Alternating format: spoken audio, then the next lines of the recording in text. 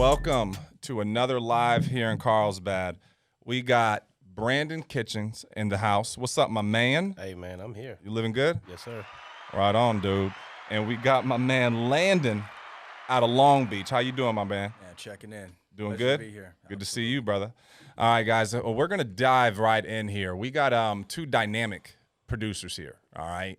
And one has shown over the past 2 years that consistency pays and that everything works, okay? And Landon is kind of an offspring of his work, to tell you the truth. You know what I mean? Of him going out there, laying it down and going, you know what? If he could do it, I could do it too. All right. And over the past, I'd say 3-4 weeks, Landon has proven to himself that, man, like I can do this thing. Yep. And what he's learning. So you're going to hear two very, not different, but different spaces in the business to say, okay, this didn't make sense to me. I think Landon started with us in August. Correct. Okay. And now he's looking at, man, like I could really start helping 20, 30, 40 families a month, like without a doubt, and doing it, whether it be in person, whether it be over the phone, whether it be on whatever way they're going to come to him, he's equipped to handle it. So we're going to talk about all those different scenarios, how you learn it, but also how you do it, okay? Because I think there's one thing to go, well, I've heard people do this, but have you seen them do it? Yeah. And one thing I know about Marathon is that, and Brandon is that he's real big on, I'll show you. You know, we were just doing a training here in Carlsbad. His phone rings, it's a live transfer. He picks it up. You know what I mean? And teaches folks, if you're not in a position to do it right then, this is how you schedule it. Yep. You know what I mean? So you're always learning, always working, man. So I want to say thank you for coming out, B. First Hall of Fame year. Congratulations, dude. Appreciate it. All right, that's massive. Yeah. Massive stuff right there. And Jaden, is there any reason why you don't, or Landon, I'm sorry, is there any reason why you don't believe that you can be hitting Hall of Fame this year as well? I think it's a real possibility. We've got a little ground to make up, but it's definitely a possibility. I've got it in my sights. I don't see why not, dude. All right. So let's get into it, man. So, Brandon, all right, you've done a little bit of everything. Walk us through your process. Your how did you end up going? You know what? I need to find a way to amplify my business. Okay. How did you get there from going in home to telesales to the hybrid approach? How did that happen for you? So for me, it all came just out of necessity more than anything else. I tell people all the time, if you would have asked me, say, 8 months ago about telesales, I would have been the person that would have been telling you it don't work. Don't try it. Because a lot of that was because I did try it, about a year and a half ago when the pandemic was at its height. I tried to do some Zoom sales and didn't have a good go at it. So I just, went back to the field, and just went, back to doing what I do best, what I knew best. However, this time around, it came out of necessity. I had to figure it out over the phone because of just some personal things that was going on that wasn't allowing me to be in the field. And so this time around, again, out of necessity, I had to figure it out to make it work.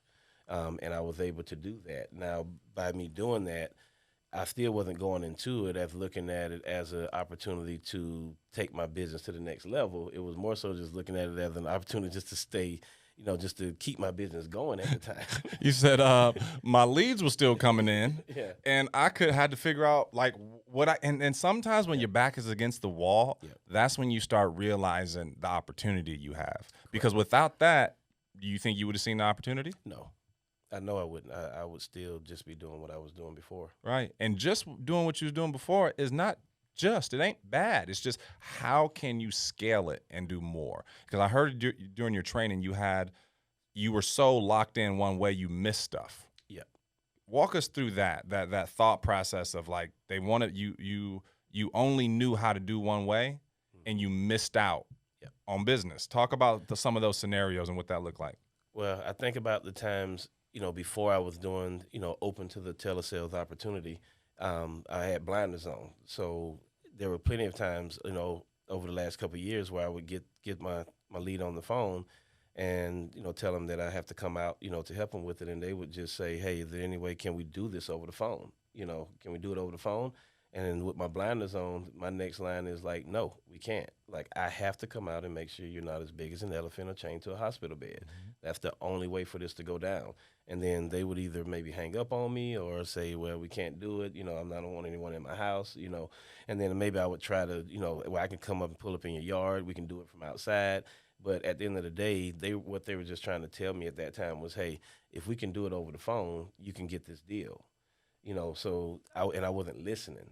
I was not listening. I was trying to impose my will on them versus listening to what they were actually, saying and giving me the nod on, hey, we can get it, but we got to do it if we can do it this way. So I look at, I believe I probably left 200 families on the table last year. By not being open to that over the last couple of years and helping them just right over the phone in which, how they were asking to be helped. I believe I left, probably a good 200 families, uncovered. What are some of the biggest differences between setting the appointment to go see him face-to-face and doing the one-call close over the phone? What's the differences and similarities with the approach? I would say the biggest difference is I'm not giving them 24 to 48 hours to think about it. For me booking the appointment, they have 24 to 48 hours to think about it, think about excuses they're going to give me on why they're not going to move forward, at that time or whatever the case may be, versus, pushing for the one call close. It's more of striking while the iron is hot, striking while it's at the front of their frontal lobe, and acting on that, and taking advantage of the emotions right now. Which is the reason on why they submitted the request in the first place. So with that, what do you have to be more open and prepared for? With that, you just have to be more open and prepared for pushback. Sometimes they might try to give you some pushback. So it's really about digging into the why from the beginning and why they reached out, why they're looking. Why did they feel like they needed the coverage at this time, and really digging that out. To set the table in terms of why we're actually talking at this time. Okay. Why am I on the phone with you right now? Because I could be on the phone with anybody right now, but there's a reason why I'm on the phone with you. Right. So tell me, why is that the case? And during that in person, there's not that why pull out. You're not pulling out the why. Trying to book it for in person? No, not at that time over the phone. No, it's just contact. Correct. So you go from I'm just trying to sell contact to not initially I'm trying to sell. Is it I'm selling insurance right off the rip, or is it what are you trying to pull from them? And because when I'm booking in person, I'm trying to confirm, okay, and then tell and then ask close-ended questions to find out a time that they're going to be home, and then tell them that I'm going to be there. Right. Okay. Not the same on the one call close. It's not as like I'm on the phone a minute, I'm off. Correct. Okay. How do you open it? What is your objective until you start getting into the sale? Does that make sense? Because you're not selling the whole time. No. So how do you start to get that why and things like that before you get into I'm assuming you're getting that before you get into the sale. Correct. Okay. What's that look like? I mean, the biggest thing for me is building credibility. That's where the brunt of the call is in the beginning. Got it. The credibility of who I am, why I'm contacting you right now, what I can or cannot do for you at this time. Like I don't make the decisions. I'm just a representative of the insurance companies that's going to ask you some questions to see where you fit in, because my job is just to verify information for them to help you get the best possible, product and deal for you and your family at this time. And that is, I like it because I'm sitting here thinking, all right, so we're over here just we're calling them up, and both are very good. And the cool thing is you still do both. Yeah. Do you know what I mean? Like you still do both. It's not, if you got leads in South Carolina and you're in Phoenix, don't really make sense for you to drive there. No. Okay. So it's like, all right, but if you got leads in Phoenix, you're probably doing a little bit of both. Are you intentionally going face to face with those clients, or are you, what's that look like when you are local and you can see them? Where do you err on? I'm just given the option no matter what. Okay. Whether I'm there in that city or in that city or I'm miles away, I'm just giving the option. Okay. How do you give me the option? So if I'll let you know, hey Dom, due to the current environment we're in, we're servicing clients two ways at this time. So I can either come out there to the property and we can do this face to face, or we can do this over a phone call. Which option works best for you? If I'm a new agent, what would you prefer? What would you recommend that I did hitting the field? Only keep it like how we've always done it. I would just let them know that your job is to come out. And as a new agent, like I would strongly urge new agents to get in the house. Why? Because you get so much. It's more lenient in the home as a new agent. They're gonna be more forgiving about your lack of knowledge at this point of the process. Because if you're over the phone, I'm sure you've talked to people over the phone before as well. As soon as that person act like they don't know what they're talking about, you like, hold up, something ain't right, right? You're like, oh, this person don't know what they're talking about. Give me somebody else. Let me get your manager, right? Right. So they're not gonna be as forgiving over the phone, as they would be in your home. I had an agent just the other day spent 3 hours at a client's house, first appointment, 3 hours. Got him protected though. Client never kicked him out, But if you'd have tried that over the phone, they would have hung up on him so fast. Right. So for me as a new agent, you got to cut your teeth in the home first, and what that's going to do is that's going to give you that much more appreciation about the phone, about what you can do over the phone, by going through that first. Because you've helped, how many families have you helped in person? In person, about 600. About 600? Yeah. Okay. And another, how many over the phone? About another 240. 240. So is it fair to say one complements the other? Yeah. Yeah. Yeah. Now, Landon. Yeah. Now you started in August.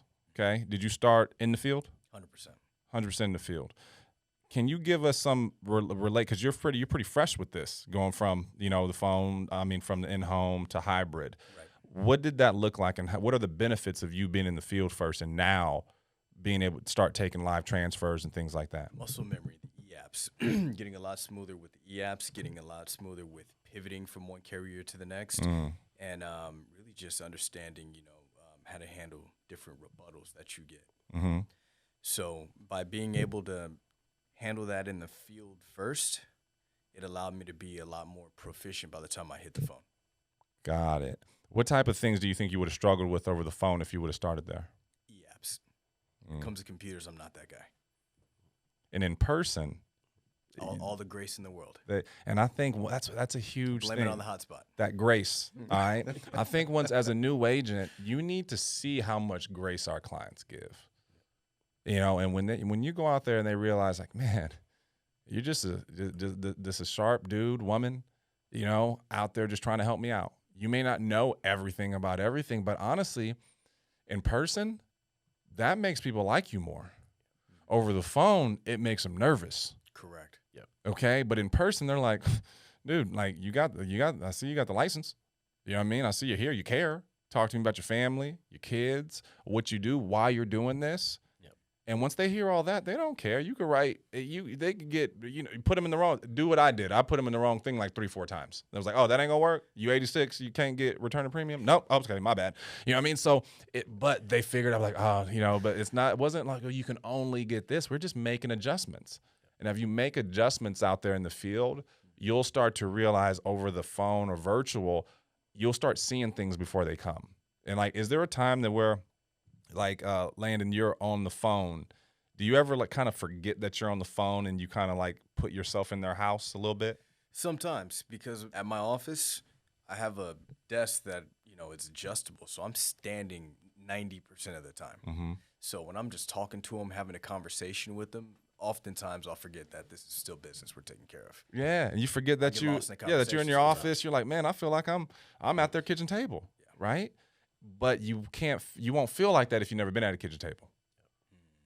If you've never been there, you don't know what that feels like. You could probably almost feel their the tension go away. You could probably almost kind of see him. You're on the phone. You're like, his arms are crossed. Then he loosens up. You say something. You're like, oh, okay. You can hear it. All right. But there's a lot of correlation to that in-home to the hybrid approach. and that I'm seeing, and I haven't done it full time, but I actually just last week did a telesale. Okay. Okay, now it wasn't off of a lead; it was somebody. It was a referral. Okay. It was a referral of a friend, but we just did the whole thing on FaceTime. You know what I mean? On FaceTime, you can share your screen now. I mean, I was like, I didn't even know you could do that now. Okay, but this Apple's stepping it up. All right, so, but it was a lot of, but I was doing the in-home. Yep. You know, and it's like one thing I didn't have to go look at a telesales training. I just realized that okay, this is where I am, and I remember this. Okay, cool. Let's ask these questions. Let's go here. You just got a really good feel for it. Right. What is your goal, Landon, when it comes to lead flow? Okay, so you have how are you working it? Is it live transfers, internet leads, direct mail? What do you got going on? I take one out of Brandon's book. I try to get all the leads I can get my hands on. There you go. You know, I've definitely got the big three when it comes to the live transfers, which is, you know, the three that all of us typically work with. Yep. You know, our data lots, our EverQuotes, our all web leads, things of that nature. I'll mix it up with, you know, adding in from that 1 month mortgage. I'll add in some instance. I'll add in just about everything I can get my hands on. When you say add in, what's the number that you're like, I don't have enough, I got to add X amount to get my number? What's your number, and what are you typically adding per week? With 25 states right now, when I turn on the live transfers, it's usually pretty active. So I usually don't have to spend a whole lot on the additional leads. But I try to have at least 100 to 150 of each every week. 150 each. To supplement. Yeah. Now, on your live transfers, how many of those, what's your budget on those a week? The budget on those is usually about 600 per day. Okay. Is where I'd like to stay. 4 days? 5 days. 5 days. Yeah. Okay. And sometimes Saturdays. Okay. And what does that turn into? So we're talking three grand? About Okay. that. We're talking $3,000. What does that turn into family's help for you? That typically turns into about 10 to 12 or 8 to 12 families helped. Seems like a good return to me. Yeah. All right. Now, let's get down. Now, here's the rub. Yep. What's that work like, Landon? The work is interesting. Mm-hmm. You know, a lot of people think that, you know, because they're going to, you know, go get on the phone, it's going to be easier. And that's not always the case. Mm-hmm. Because, you know, I'll be honest with you. If someone decides they want to stand you up, you can still knock on their door. That's real. Here for our 2 o'clock. Mm-hmm. On the phone, what are you going to do? Call again? So you're going to have to set more appointments in order to try to maintain your appointment count, in order to sit with more people. One interesting thing about live transfers is you're not setting appointments. You have an appointment now in front of you. Got it. Okay. And what time do you start? What time do you turn your live transfers on? And how long are they on?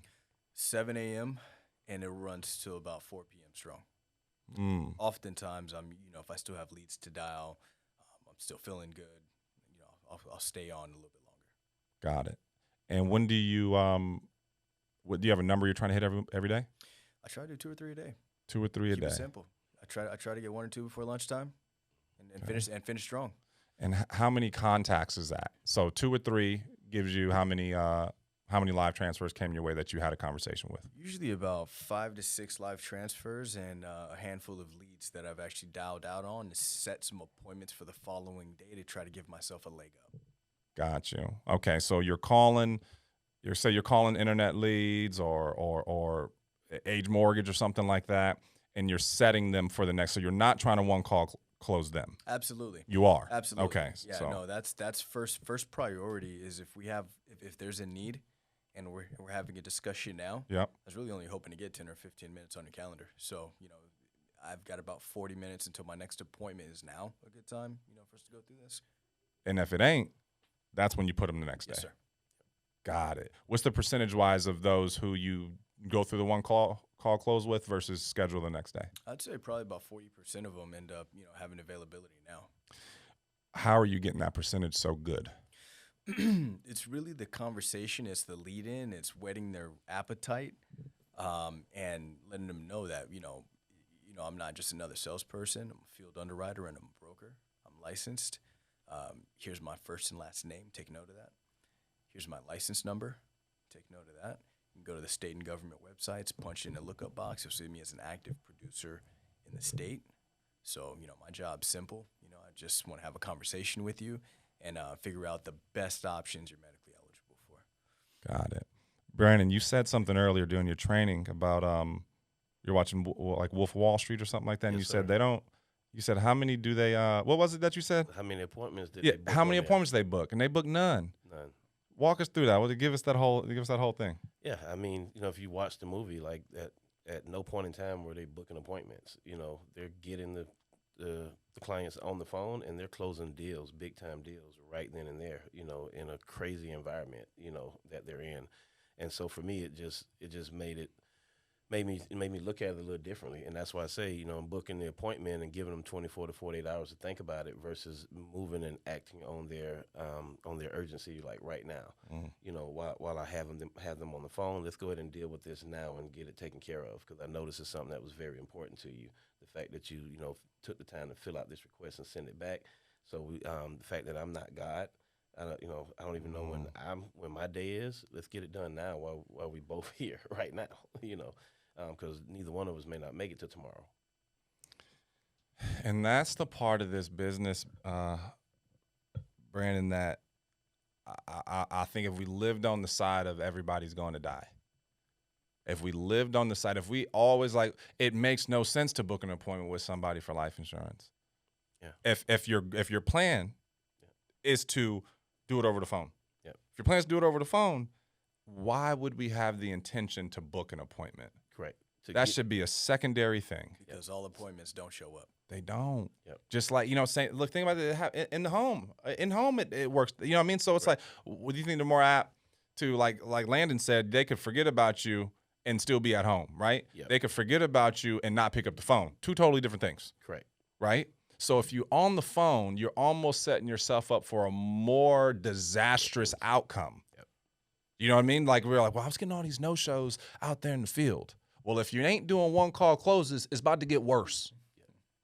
You know what I mean? It's going to get worse. Yeah. Okay? Because I get that. If you're going out there, I'm getting a lot, I get you. But do your one call closes, though. And with one call closes takes a lot of assumptiveness. Yep. It takes a lot of it takes confidence, not in your product, that you know that you're leading folks down the right path. Okay? And there's always somebody there. How do your agents and people you work with, how are they getting better at this? Maybe ask that Landon. How are you getting better at this? What types of tools are out there for you for you to get better at telesales? There's a lot of tools, but none have been, none have paid more dividends than tapping into the live Zooms. There we go. When you start tapping into, the live Zooms, you're around winners.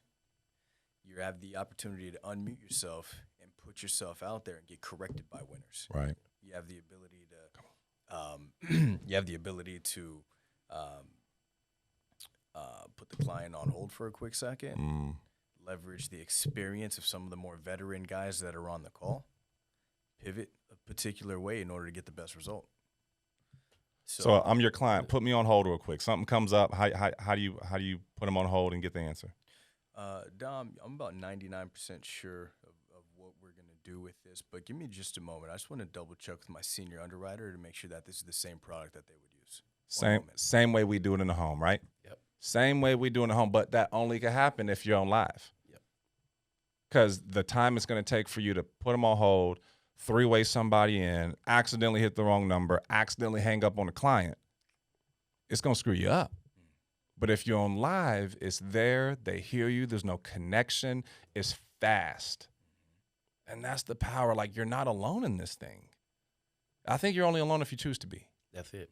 You know what I mean? Now, is anybody going to judge them, laugh at them, make fun? You know what I mean? Is that, because I think those are some of the fears too. Like, man, I'm just not very good. I know, that's why you're here.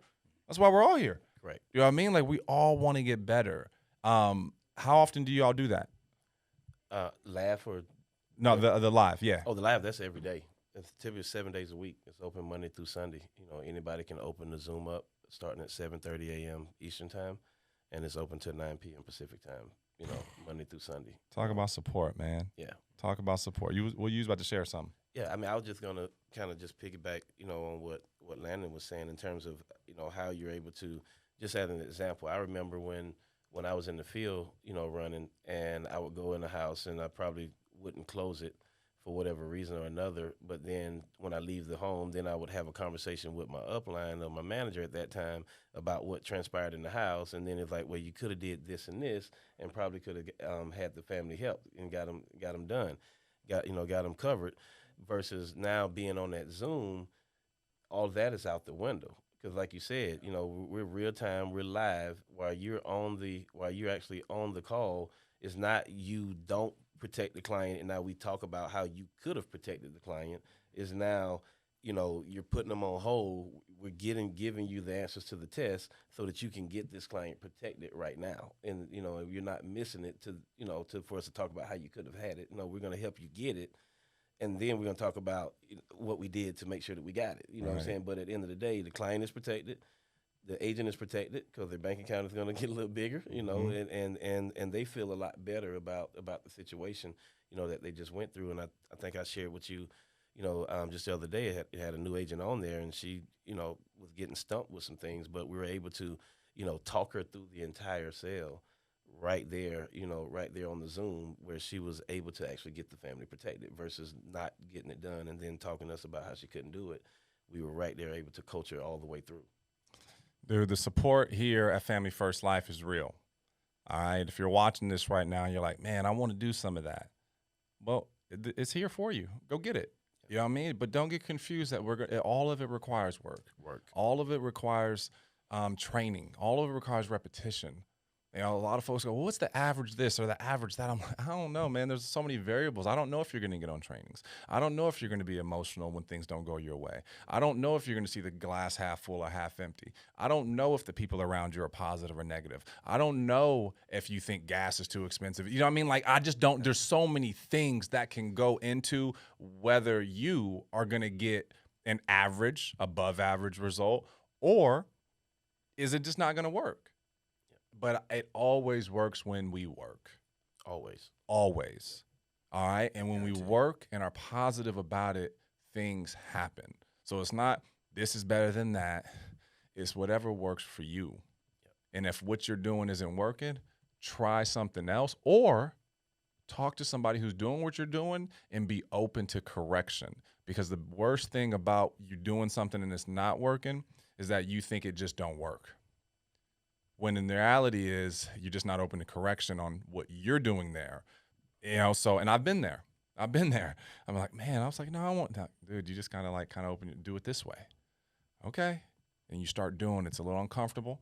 You keep doing it and you keep doing it. And now that confidence just is exuding through you, and you don't even remember when you were ambivalent about doing it or when you didn't think it would work. So, Landon, Brandon, you got something to close, bro? It's all yours. Just the close last it out. thing, because I know we definitely want to talk about, the difference between the field and the phone. If you're looking at, working over the phone as an opportunity to work less or to work softer, as we always like to say, we work hard for other people's businesses and then we work soft for our own business. That doesn't make sense.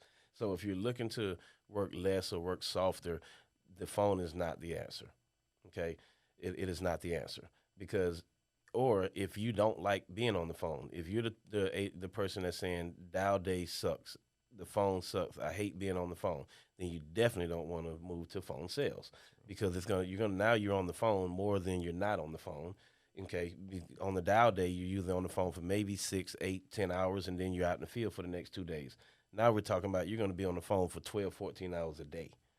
And that's tough for some people sometimes, is to fixate their mind around that now you got to be, set your mind to sit at a desk for 10, 12, 14 hours a day to get the job done, because that's what it's going to take, to really be good at it.